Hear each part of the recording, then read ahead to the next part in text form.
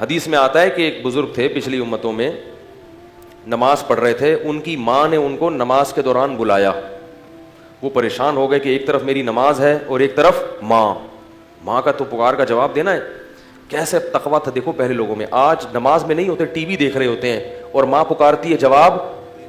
بہت بڑا جرم ہے, یاد رکھو, اپنی اولاد کو سمجھاؤ یہ کہ ماں یا باپ میں سے جب کوئی پکارے آپ کو جواب دینا ہے. گونگا بہرا بن کے بولو بھائی نہیں بیٹھنا. موبائل میں لگی ہوئی ہے بیٹی, واٹس ایپ دیکھ رہی ہے, ماں بلا رہی ہے کہ جواب ہی نہیں دے رہی. بہت بڑا جرم ہے, بہت بڑی بدتمیزی ہے, بہت بڑی بے اکرامی ہے یہ.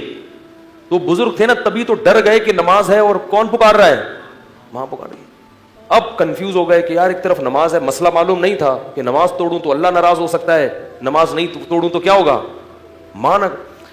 تو ماں نے فوراً بد دعا دی, جواب نہیں دیا نا انہوں نے. تو اللہ کرے تجھ پر کوئی کسی عورت کی کیا لگے, تہمت لگے. کتنی بڑی ہو خواتین کی زبانیں. نبی صلی اللہ علیہ وسلم نے جو فرمایا نا کہ عورتیں جہنم میں مردوں سے زیادہ ہوں گی, اس کی بڑی وجہ کیا ہے, زبان. چھوٹی چھوٹے معاملات کو بہت کیا کر دیتی ہیں, بڑا بنا دیتی ہیں, بہت بڑا. لان تان بہت کرتی ہیں. بار بار کہتا ہوں جو بیان سن رہی ہیں وہ نہیں, ان کے علاوہ بھاگ جائیں گی, بھائی بولیں گے کیا بول رہا ہے. تو اب کیا ہوا کہ وہ جب بزرگ پہ تہمت لگی ہے, وہ جب بددعا دی انہوں نے, کچھ وقت کے بعد کیا ہوا, ایک عورت کے بچہ پیدا ہوا جو بغیر باپ کے یعنی زنا سے. اب لوگوں نے اس کو پکڑ لیا, بھائی تیری تو شادی نہیں ہوئی, تجھے بچہ کیسے پیدا ہوا. تو اس نے فوراً تہمت لگا دی اس بزرگ پہ, جھوٹی تہمت. اس یہ جو صوفی بنا پھرتا ہے نا, ایسے نماز روزے میں لگا ہے ہر وقت, یہ ہے. لوگ میں سینس تو ہے نہیں کہ بھائی کوئی بھی دشمنی میں لگا سکتا ہے, کوئی بھی اپنے اصل مجرم کو بچانے کے لیے بھی کسی پہ کوئی دشمنی نہیں ہوتی, لیکن اصل جو ہے نا اس سے تو دوستی ہے, وہ بچ جائے. ان کو پکڑ کے ان کی عبادت گاہ کو گرا دیا, اور جو ان کو توہین کر سکتے تھے کرے. بیچارے بڑے, ان کو یاد آیا کہ یہ کیا تھا, میری ماں کی بد دعا.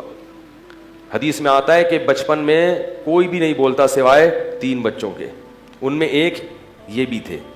جب بہت زیادہ ہو گیا تو اللہ کو ان پہ ترس آیا, تو ماں کی گود میں بچے نے گواہی دی کہ میں اس کا بیٹا نہیں ہوں. پھر ایک شخص کا بتایا کہ وہ ہے جس نے زنا کیا ہے میری ماں کے ساتھ.